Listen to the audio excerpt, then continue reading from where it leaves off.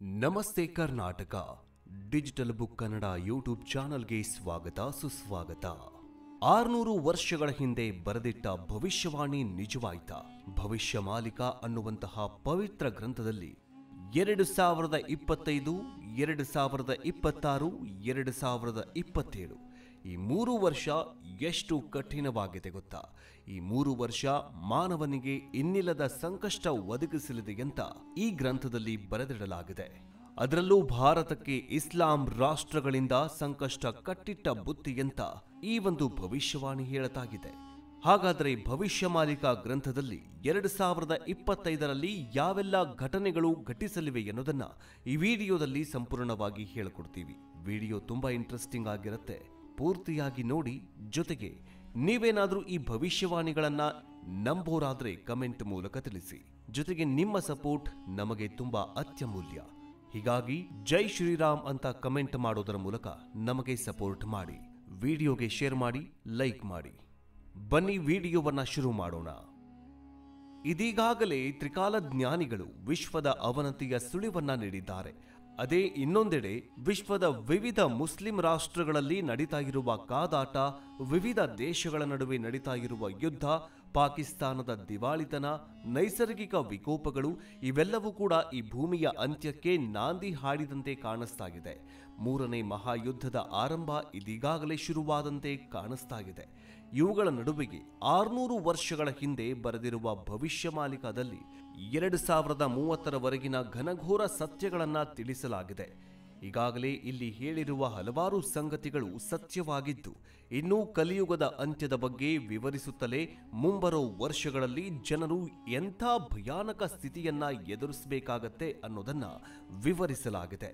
16ನೇ ಶತಮಾನದ ನಂತರ ಸಂತ ಅಚ್ಯುತಾನಂದ ದಾಸ್ ಅವರು ಭವಿಷ್ಯ ಮಾಲಿಕದಲ್ಲಿ 600 ವರ್ಷಗಳ ಹಿಂದೆ ಕಲಿಯುಗದ ಅಂತ್ಯದ ಬಗ್ಗೆ ಬರೆದಿದ್ದಾರೆ. ಈ ಭವಿಷ್ಯವಾಣಿಗಳಲ್ಲಿ ಹೆಚ್ಚಿನವು ಜಗನ್ನಾಥ ದೇವಾಲಯಕ್ಕೆ ಸಂಬಂಧಿಸಿವೆ ಮತ್ತು ಅದು ನಿಜವಾಗಿದೆ.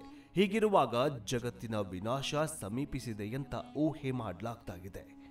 ಇನ್ನು ಮುಂಬರೋ 8 ವರ್ಷಗಳ ಒಳಗಾಗಿ ಸಂಪೂರ್ಣ ವಿಶ್ವವು ಬಹು ದೊಡ್ಡ ಭಯಾನಕ ಆಪತ್ತಿನ ಸಂಘರ್ಷ ಮಾಡುವ ಸಮಯ ಎದುರಾಗತ್ತೆ ಅಂತ ಭವಿಷ್ಯ ಮಾಲಿಕ ಪುಸ್ತಕದಲ್ಲಿ ಬರೆದಿಡಲಾಗಿದೆ. 1. ತೃತೀಯ ವಿಶ್ವಯುದ್ಧ, ಅನ್ನ ಸಂಕಟ, ವಾಯು ಪ್ರಳಯ, ಜಲಪ್ರಳಯ, ಅಗ್ನಿ ಪ್ರಳಯ, ಭೂಕಂಪ, ಪೌಷ್ಟಿಕತೆ ಅಂದ್ರೆ ಬರಪೀಡಿತ, ಆಹಾರ ಕೊರತೆ, ಗುರುತಿಸಲಾಗದಂತಹ ರೋಗ, ಮಹಾಮಾರಿ ವಕ್ಕರಿಸಿಕೊಳ್ಳುತ್ತೆ ಅಂತ ಹೇಳಲಾಗಿದೆ. ಮುಂಬರೋ 2025 ವರ್ಷದಲ್ಲಿ ಮೀನರಾಶಿಯಲ್ಲಿ ಶನಿಯು ಪ್ರವೇಶ ಮಾಡ್ತಾನೋ ಆಗ ಈ ಎಲ್ಲ ಆಪತ್ತುಗಳು ತೀವ್ರ ಸ್ವರೂಪವನ್ನ ಪಡೆದುಕೊಳ್ಳುತ್ತೆ ಅಂತ ಹೇಳಲಾಗಿದೆ. ಬರುವ ಮುಂದಿನ ಸಮಯದಲ್ಲಿ ಎಲ್ಲ ವೈಜ್ಞಾನಿಕ ಯಂತ್ರಗಳು, ಕಂಪ್ಯೂಟರ್, ಸ್ಯಾಟಲೈಟ್, ಮೊಬೈಲ್ ಇತ್ಯಾದಿ ಎಲ್ಲಾ ಉಪಕರಣಗಳು ನಿಷ್ಕ್ರಿಯಗೊಳ್ಳುತ್ತೆ ಅಂತ ಹೇಳಲಾಗಿದೆ. ಇನ್ನು ಭವಿಷ್ಯವಾಣಿಯಲ್ಲಿ ವಿಶೇಷವಾಗಿ ಗಮನಿಸಲಿದಿರೋದು ಭಾರತದ ಮೇಲೆ 13 ಇಸ್ಲಾಂ ದೇಶಗಳ ಆಕ್ರಮಣ.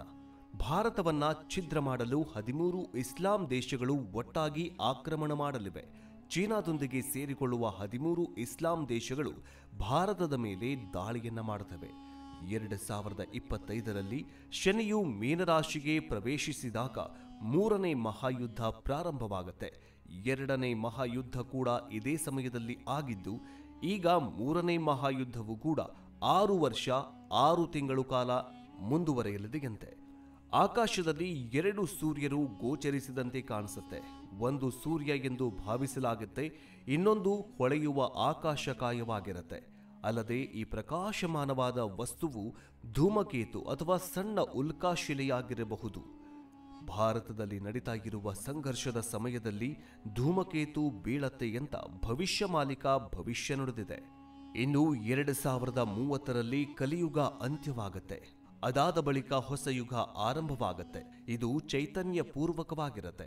ಆದರೆ ಅದಾಗಲೇ ವಿಶ್ವದ 800 ಕೋಟಿ ಜನರ ಪೈಕಿ 65 ಕೋಟಿ ಜನರು ಮಾತ್ರ ಬದುಕ್ತಾರೆ. ಇವರ ಪೈಕಿ ಭಾರತದಲ್ಲಿಗೆ 33 ಕೋಟಿ ಜನಸಂಖ್ಯೆ ಇರುತ್ತೆ. ಚೀನಾ ದೇಶ ಛಿದ್ರವಾಗತ್ತೆ. ಅಮೆರಿಕಾದ ಬಹುತೇಕ ಪಾಲು ಜಲಾವೃತವಾಗತ್ತೆ. ರಷ್ಯಾ ಹಿಂದೂ ರಾಷ್ಟ್ರವಾಗತ್ತೆ. ಎಲ್ಲವೂ 2030ರ ಒಳಗೆ ಸಂಭವಿಸಲಿದೆ. ಆ ಸಮಯದಲ್ಲಿ ಭಾರತದ ರಾಜವೊಬ್ಬ ಯೋಗಿ ಪುರುಷನಾಗ್ತಾನೆ. ಆತನಿಗೆ ಸಂತಾನ ಇರೋದಿಲ್ಲ ಅಂತಲೂ ಕೂಡ ಬರೆಯಲಾಗಿದೆ. ಹಾಗಾದರೆ ಆ ಸಂತ ಯಾರಿರಬಹುದು ಅನ್ನೋದನ್ನ ಕಮೆಂಟ್ ಮೂಲಕ ತಿಳಿಸಿ. ಇನ್ನು ಭವಿಷ್ಯಮಾಲಿಕದಲ್ಲಿ ಜಗನ್ನಾಥ ಪುರಿ ದೇವಸ್ಥಾನದ ಗೊಮ್ಮಟದಿಂದ ಕಲ್ಲುಗಳು ಕೆಳಗೆ ಬಿದ್ದಾಗ ಅದು ಪ್ರಪಂಚದ ಮಹಾವಿನಾಶದ ಸಂಕೇತವಾಗಿದೆ ಅಂತ ಬರೆಯಲಾಗಿದೆ.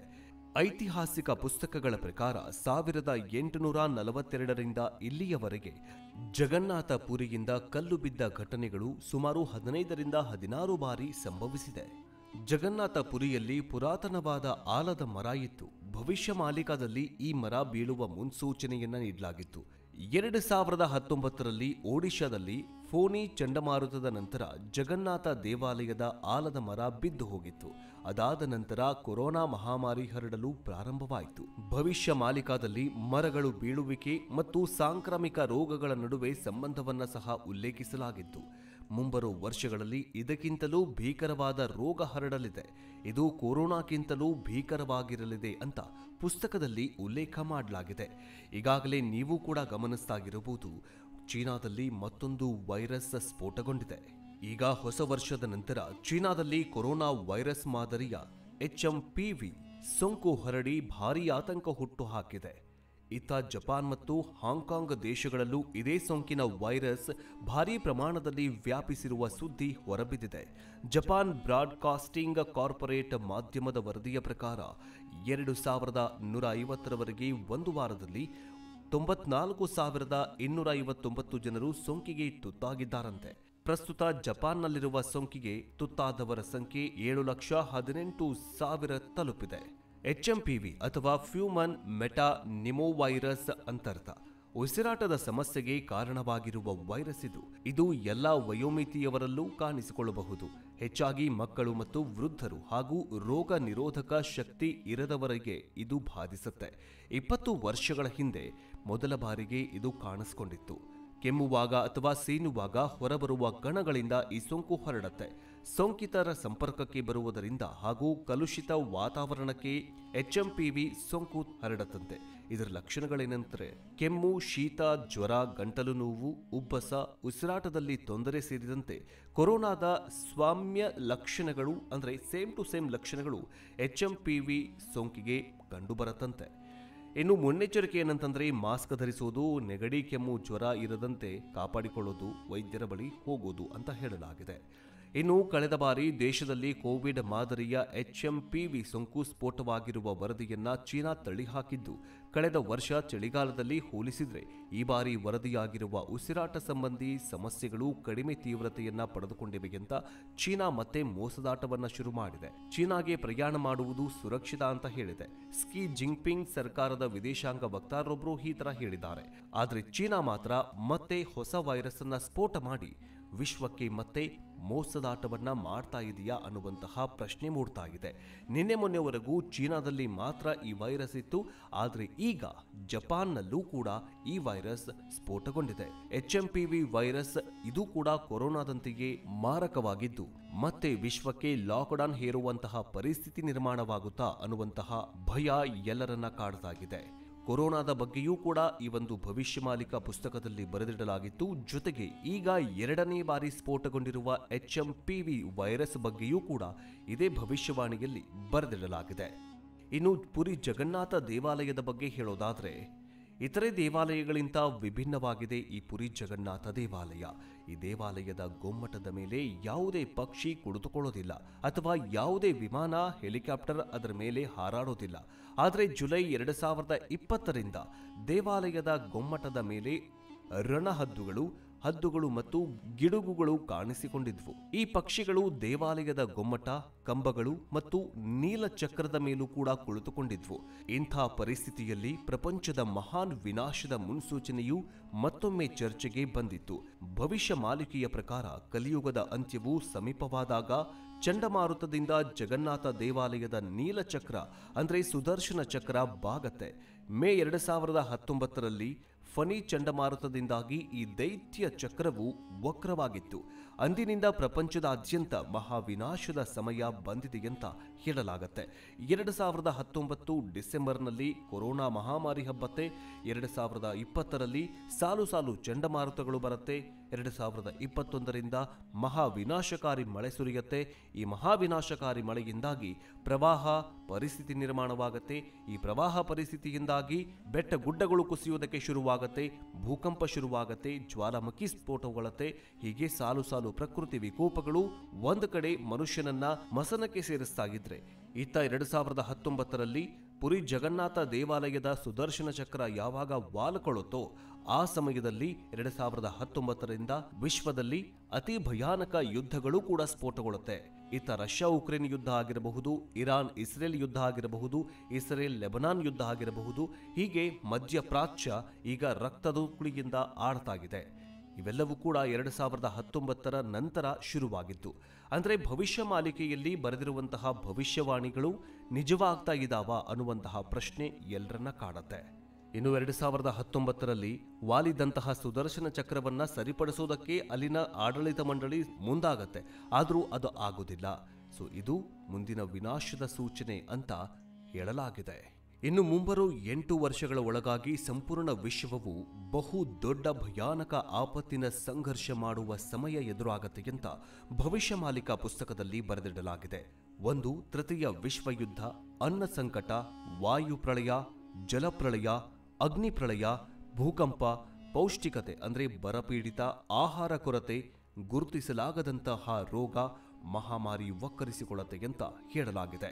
ಮುಂಬರುವ 2025 ವರ್ಷದಲ್ಲಿ ಮೀನರಾಶಿಯಲ್ಲಿ ಶನಿಯು ಪ್ರವೇಶ ಮಾಡ್ತಾನೋ ಆಗ ಈ ಎಲ್ಲ ಆಪತ್ತುಗಳು ತೀವ್ರ ಸ್ವರೂಪವನ್ನ ಪಡೆದುಕೊಳ್ಳುತ್ತೆ ಅಂತ ಹೇಳಲಾಗಿದೆ. ಬರುವ ಮುಂದಿನ ಸಮಯದಲ್ಲಿ ಎಲ್ಲ ವೈಜ್ಞಾನಿಕ ಯಂತ್ರಗಳು, ಕಂಪ್ಯೂಟರ್, ಸ್ಯಾಟಲೈಟ್, ಮೊಬೈಲ್ ಇತ್ಯಾದಿ ಎಲ್ಲಾ ಉಪಕರಣಗಳು ನಿಷ್ಕ್ರಿಯಗೊಳ್ಳುತ್ತೆ ಅಂತ ಹೇಳಲಾಗಿದೆ. ಇನ್ನು ವಿಶೇಷವಾಗಿ ಈ ಒಂದು ಭವಿಷ್ಯ ಮಾಲಿಕಾ ಪುಸ್ತಕದಲ್ಲಿ ಅನ್ನ ಪ್ರಳಯ ಅಂದ್ರೆ ಆಹಾರ ಕೊರತೆಯ ಬಗ್ಗೆ ತುಂಬಾ ವಿಶೇಷವಾಗಿ ಬರೆದಿಡಲಾಗಿದೆ. ಇನ್ನು ಕಲಿಯುಗದ ಅಂತ್ಯದಲ್ಲಿ ಅನ್ನಕ್ಕೆ ಸಂಬಂಧಿಸಿದ ರೋಗಗಳು ಮನುಷ್ಯನನ್ನ ಬಾಧಿಸುತ್ತೆ. ಕಲಿಯುಗ ಅಂತ್ಯದಲ್ಲಿ ಅನ್ನವನ್ನ ಮಾರುವ ಜನರು ಕೂಡ ಹುಟ್ಟಿಕೊಳ್ತಾರೆ. ವೇದಗಳನ್ನ ವಿಕ್ರಯಿಸುವ ಬ್ರಾಹ್ಮಣರು ಕೂಡ ಇರ್ತಾರೆ. ಕೈ ಹಿಡಿದ ಗಂಡನನ್ನ ದ್ವೇಷಿಸುತ್ತಾ ಲಜ್ಜೆಯನ್ನ ಬಿಟ್ಟ ಸ್ತ್ರೀಯರು ಕೂಡ ಹುಟ್ಟಿಕೊಳ್ತಾರೆ. ದೇಹ ವಿಕ್ರಿಸಿಕೊಳ್ಳುವ ಸ್ತ್ರೀಯರು ಕೂಡ ಹೆಚ್ಚಾಗ್ತಾರೆ ಅಂತ ಹೇಳಲಾಗಿದೆ. ಒಬ್ಬ ಮನುಷ್ಯನ ಸಂಪತ್ತು ಮಾತ್ರ ಆತನ ಅದೃಷ್ಟದ ಸಂಕೇತವಾಗಿ ಪರಿಗಣಿಸಲ್ಪಡುತ್ತೆ. ಸಂಪತ್ತು ಹೆಚ್ಚಾಗುವುದು ಅಧಿಕಾರದಲ್ಲಿರುವವರಿಗೆ ಮಾತ್ರ ನ್ಯಾಯ ಸುಲಭವಾಗಿ ಸಿಗತ್ತೆ. ಹಣವಿಲ್ಲದವರನ್ನ ಅಪವಿತ್ರ ಎಂದು, ಹಣವಿಲ್ಲದವರಿಗೆ ನ್ಯಾಯ ಸಿಗದಿರುವುದು ಎಲ್ಲವೂ ಕೂಡ ಈ ಭವಿಷ್ಯವಾಣಿ ಮಾಲಿಕೆಯಲ್ಲಿ ಬರೆದಿಡಲಾಗಿದೆ. ಇನ್ನು ವ್ಯಾಪಾರಿಗಳು ತೂಕದಲ್ಲಿಯೂ ಕೂಡ ಅಳತೆಯಲ್ಲೂ ಕೂಡ ಗ್ರಾಹಕರಿಗೆ ಮೋಸ ಮಾಡ್ತಾರೆ. ದ್ರೋಹ ಮಾಡದೆ ವ್ಯಾಪಾರವು ಸಾಧ್ಯವೇ ಇಲ್ಲ ಅಂತ ತೀರ್ಮಾನಕ್ಕೆ ಬಂದು ಬಿಡ್ತಾರೆ. ಇದಕ್ಕೆ ಕಾರಣ ಏನಂತಂದ್ರೆ ಧರ್ಮ ಮಾರ್ಗದಲ್ಲಿ ಹೋಗಲು ಪ್ರಯತ್ನಿಸಿದವರಿಗೆ ಏಳಿಗೆಯೇ ಆಗೋದಿಲ್ಲ. ಅಂಥವರು ದಾರುಣವಾಗಿ ಕಷ್ಟ ನಷ್ಟಗಳನ್ನೇ ಅನುಭವಿಸ್ತಾರೆ. ಮೋಸಗಾರರು ಪಾಪಕರ್ಮಗಳು ಅಭಿವೃದ್ಧಿ ಹೊಂದುತ್ತಾರೆ. ಈ ಕಾರಣದಿಂದಾಗಿಯೇ ಧರ್ಮದ ಗ್ಲಾನಿಯೂ ಅಧರ್ಮದ ಅಭಿವೃದ್ಧಿಯೂ ಕಲಿಯುಗ ಅಂತ್ಯದಲ್ಲಿ ಉಂಟಾಗುತ್ತೆ ಅಂತ ಬರೆದಿಡಲಾಗಿದೆ. ಇವೆಲ್ಲವೂ ಕೂಡ ಈ ಯುಗದಲ್ಲಿ ಅಂದ್ರೆ 2025ರಲ್ಲಿ ಘಟಿಸ್ತಾಗಿದೆ. 2025ರಲ್ಲಿ ದೊಡ್ಡಣ್ಣ ಅಂತಿದ್ದಂತಹ ವ್ಯಕ್ತಿ ಅಂದ್ರೆ ಅಮೆರಿಕಾದಲ್ಲಿ ಬಾಂಬ್ ದಾಳಿ ಸಂಭವಿಸಿದೆ. ಅಲ್ಲೂ ಕೂಡ ಉಗ್ರರ ಅಟ್ಟಹಾಸ ಮೆರೆದಿದ್ದಾರೆ. ಇತ್ತ ಈಗ ಚೀನಾದಲ್ಲಿ ಮತ್ತೊಂದು ಹೊಸ ವೈರಸ್ ಸ್ಫೋಟಗೊಂಡಿದ್ದು ಇವೆಲ್ಲವೂ ಕೂಡ ಭವಿಷ್ಯವಾಣಿಯಲ್ಲಿ 2025 ವರ್ಷಕ್ಕೆ ಕಾಲಿಡ್ತಾ ಇದ್ದಂತೆ ಎಲ್ಲವೂ ಕೂಡ ಘಟಿಸುತ್ತೆ ಅಂತ 600 ವರ್ಷಗಳ ಹಿಂದೆಯೇ ಈ ಒಂದು ಭವಿಷ್ಯ ಮಾಲಿಕಾ ಪುಸ್ತಕದಲ್ಲಿ ಬರೆದಿಡಲಾಗಿತ್ತು. ಆದ್ರೆ ಈಗ ಇವೆಲ್ಲವೂ ಕೂಡ ನಿಜವಾಗ್ತಾಗಿದೆ. ಹೇಗನ್ನಿಸ್ತು ವಿಡಿಯೋ ಕಮೆಂಟ್ ಮೂಲಕ ತಿಳಿಸಿ. ಮುಂದಿನ ವಿಡಿಯೋದಲ್ಲಿ ಮತ್ತೆ ಸಿಗೋಣ. ಜೈ ಹಿಂದ್, ಜೈ ಕರ್ನಾಟಕ.